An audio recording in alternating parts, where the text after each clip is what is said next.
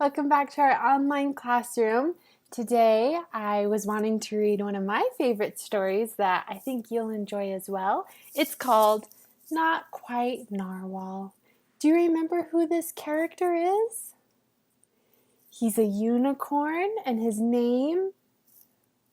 If you said Kelp, good job. This is our friend Kelp, who was not quite a narwhal, but maybe not quite a unicorn either. So let's read one of our favorite stories today.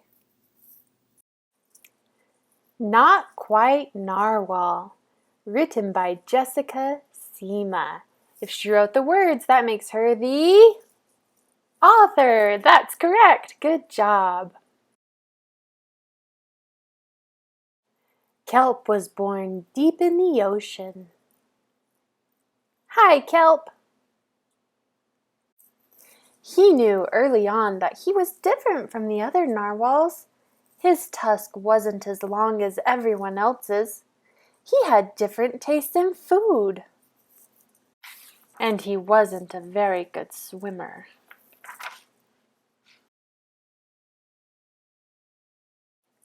But his friends didn't seem to mind, so Kelp decided he wouldn't either. That is, until he was swept away by a strong current. I wish I were a better swimmer. Kelp found himself at the surface, closer to land than he'd ever been before. High up on a cliff, he spotted a mysterious, sparkling creature. It looked so familiar. It looked like Kelp! Kelp swam toward land as fast as he could, which wasn't very fast at all, hoping that he could catch up with the creature that looked just like him. When he finally reached the shore, Kelp felt a little bit anxious. He had never left the ocean. He was nervous about walking for the first time, but the land creatures made it look so easy. It wasn't. But eventually he got the hang of it. Everything on land was strange and beautiful, but also kind of scary. Kelp began to think he might never find that creature that looked just like him, but as he stumbled out of the forest... Land narwhals!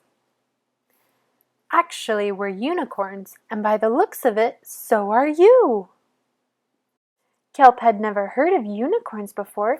They taught him all sorts of new things about his tusk.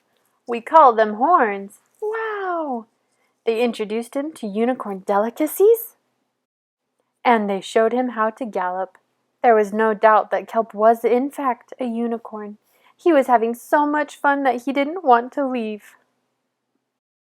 But then he remembered all of his friends under the sea.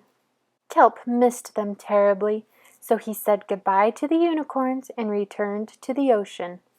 Come back soon.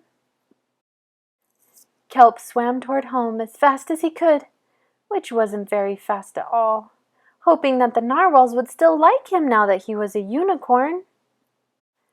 When he finally arrived, Kelp had butterflies in his stomach. Kelp took a deep breath and told his friends the news. It turns out I'm not a narwhal. Of course you aren't. I'm a unicorn. We all knew that. They took it quite well. Kelp was happy to be home, but now that he'd experienced life on land with the unicorns, he couldn't seem to forget them. Did he want to be a land narwhal with the unicorns? Or a sea unicorn with the narwhals? Kelp couldn't decide, but then he realized that maybe, just maybe,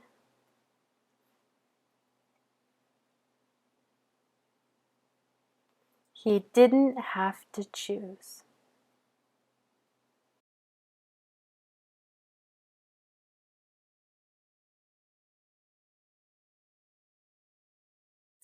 I hope you enjoyed that story today, getting to hear it from our online classroom, even though we can't be together today. Here's the back cover. We've been talking about front cover, back cover. And have you ever felt like Kelp? Have you ever had to try something new, like when he tried walking? Or have you ever been lost?